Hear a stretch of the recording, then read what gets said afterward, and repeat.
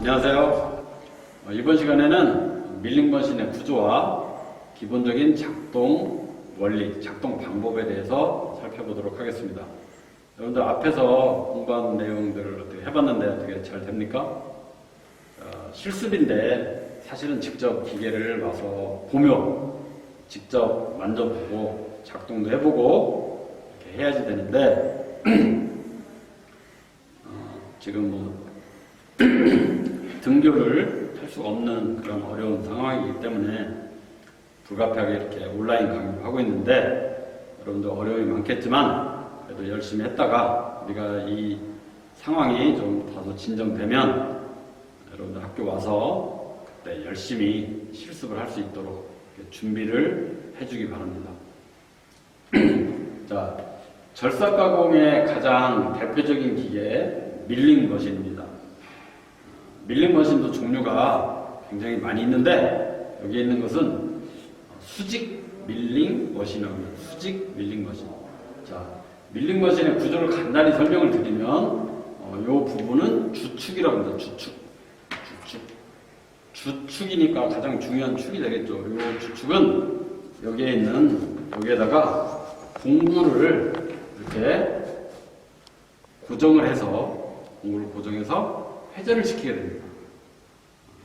그러면 이 공구가 회전할 때 여기에 보면 이제 여기에 선생님이 공작물을 하나 설치를 해놨죠. 이 공작물을 바이스라고 하는 부속 장치에다가 고정을 해서 움직이게 됩니다. 이 공구는 회전 운동만 하고 이동은 하지 않습니다. 얘는 회전만 하고 그 다음에 여기 공작물이 테이블 위에서 좌우, 전후, 상하 이렇게 움직이면서 가공을 하게 되겠습니다. 가공 원리는 직접 뭐 보면 좋겠지만 간단히 선생님이 조금 실감나게 하기 위해서 주축을 한번 회전시켜 볼게요. 여기 보시면 조작관이 있는데 요 주축 회전 버튼이 있습니다. 온 버튼을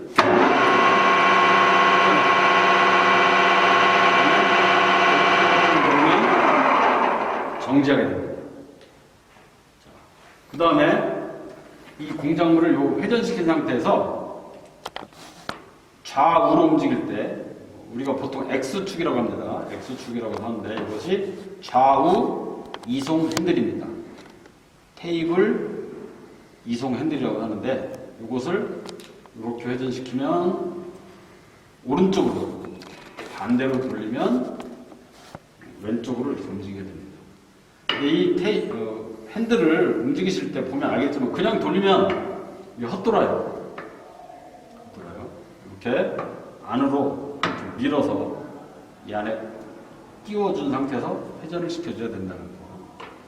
그래서 밀링머신이 어떻게 공작물을 가공하는가 원리를 간단하게 설명드렸습니다. 그래서 밀링은 공구가 회전하고 공작물이 움직이면서 가공된다. 그렇게 이해를 하시면 되겠고, 구조를 다음으로 설명드리면 구조는 여기 주축입니다. 가장 중요한 축이 되겠죠. 그 다음에 이 부분은 테이블이 되겠습니다. 테이블. 공작물을 이렇게 얹어놓는 테이블. 그 다음에 이 테이블을 받쳐주고 있는 이 부분이 있어요. 이 부분. 이 부분은 새들이라고 합니다. 새들. 그 다음에 이 새들을 또 받쳐주고 있는 이 부분은 니라고 합니다. 니가 뭐죠? 예, 무릎이죠. 무릎. 이 기계에 보면 이 부분이 무릎에 해당된다. 네, 애석하게도 선생님이 좀 키가 작다 보니까 선생님 무릎은 여기인데 좀 높죠. 네, 이것은 이제 그 밑에가 베이스 부분이 되겠습니다. 다시 한번 설명드리면 중요한 장치는 주축, 테이블, 새들, 니, 베이스. 그 다음에 한 가지 선생님이 설명을 아직 안 한 것은 이 뒤에 기둥역할 하는 부분 있죠. 이것을 컬럼이라고 합니다. 컬럼. 이 컬럼은 사람으로 치면 척추뼈와 같은 역할을 하죠. 기계를 전부 지질해서 주축뼈도 고정을 해주고, 그 다음에 지금 작동되는 그 원리를 보시면 이 테이블은 새들 위에 얹어져 있어요. 보시면 니 위에는 새들이 얹어져 있고 새들 위에는 테이블이 얹어져 있습니다. 그리고 이 니는 컬럼에 연결돼서 지지가 되고 있습니다. 그래서 이 새들 위에서 테이블은 좌우로 움직입니다. 아까 선생님이 보여줬듯이 오른쪽, 왼쪽. 새들은 움직이지 않죠. 그 다음에 요것은 전후 이송 핸들이라고 합니다. 전후 이송 핸들. 요 전후 이송 핸들도 역시 마찬가지로 돌려주게 되면 시계 방향으로 돌려주면 새들이 니 위에서 움직입니다. 지금 자세히 보시면 앞으로 가죠? 반시계 방향으로 돌려주면 자 후퇴하죠? 전진, 후퇴. 이때는 요 새들이 니 위에서 이렇게 움직이게 되겠습니다. 니 위에서. 그 다음에 상하로 움직일 때는 요것이 니 이송 핸들입니다. 상하 이송 핸들이라고 하는데 요 상하 이송 핸들도 역시 안으로 이렇게 밀어 넣어줍니다. 딱 안 들어가면 헛돌아요. 그 이유는 나중에 또 설명을 드리겠지만 자 이렇게 안으로 넣어준 상태에서 시계 방향으로 돌리게 되면 자 이게 굉장히 힘듭니다. 위로 올라갑니다. 그 다음에 이렇게 돌리면 아래로 내려가죠. 자 여러분들 가끔 보면 이거 힘들다고 요령 부리고 자동으로만 하는데 사실은 처음에는 익숙하지 않으면 자동이 위험할 수가 있어요. 처음에는 수동으로 하는데 선생님의 오랜 경험으로 보면 이 밀링 실습을 여러 오래 열심히 하다 보면 그 헬스클럽 가서 웨이트 안 해도 됩니다. 몸짱이네 몸짱. 선생님이 농담이 아니고 옛날에 그 밀링 학생을 지도를 한 적이 있는데 1학년, 2학년, 3학년, 3년 동안 하니까 진짜 다 건장한 학생이 됐어요. 그러니까 여러분들 공부도 열심히 하면 거꾸로 헬스장 안 가도 된다. 이렇게 하시고 상하 다시 한번 정리드리면 니는 컬럼에 지지되면서 상하 운동을 하고 새들은 니 위에 지지되면서 전후 운동을 하고 새들 위에는 테이블이 좌우로 움직인다. 이렇게 간단한 조작 방법에 대해서 수동 조작이지만 설명을 드렸고 이것은 좌우 이송 핸들, 전후 이송 핸들, 상하 이송 핸들 이렇게 되겠습니다. 그 다음에 여기에 조작반이 있죠. 조작반. 이것은 이제 주축을 회전시키고 정지시키고 자동 그 다음에 테이블을 자동으로 상하 움직이는 버튼이 있고 그 다음에 여기 이 버튼 아주 중요합니다. 이건 비상 정지 버튼이라고 하는데 이것을 누르면 모든 기계가 전원까지 아주 멈추면서 전원도 꺼져요. 돌발 상황, 위험한 상황일 때 이걸 눌러서 기계를 멈추게 하는 장치입니다. 그래서 굉장히 중요한 장치니까 항상 위치를 확인하시고 어느 때든지 누를 수 있는 준비를 갖추시면 되겠습니다. 그 다음에 마지막으로 한 가지만 더 말씀드리면 우리가 작업을 할 때 보면 이런 공구들을 이렇게 쓰게 돼요. 근데 이것을 테이블이니까 놓기 편하니까 여기다 이렇게 놓죠. 이 테이블 위에는 공구나 공작물을 절대 놔서는 안 됩니다. 왜냐하면 이 부분이 찍히거나 패여서 울룩불룩해지면 이 기계가 정밀도가 안 나옵니다.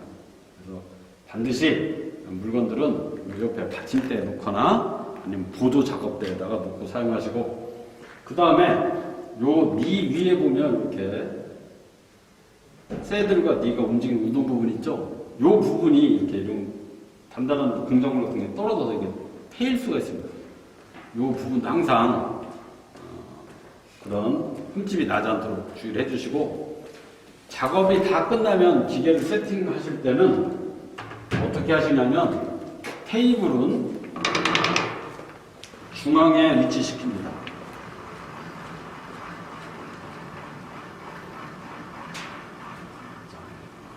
이렇게 딱 주축의 중앙에 오도록 이렇게 하시고 그 다음에 이 새들은 최대한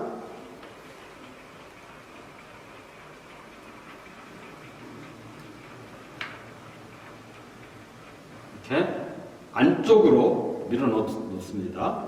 그 다음에 이 니는 최대한 아래쪽으로.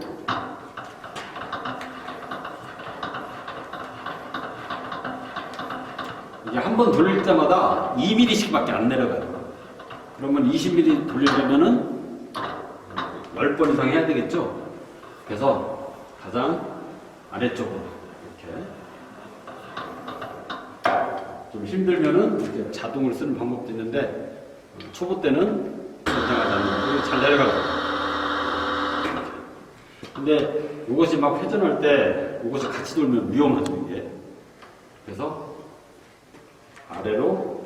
이유는 뭐냐면 얘가 너무 높게 있으면 컬럼에 무게를 더 많이 주게 돼요. 그러면 변형이 일어나죠. 그다음에 이것이 이쪽으로 끼울어 있으면 역시 기계를 옆으로 비틀리는 그런 하중을 주게 되니까 항상 기계를 이렇게 세팅을 하시고, 항상 수시로 또 체크하실 게, 가까이 한번 와보시고요.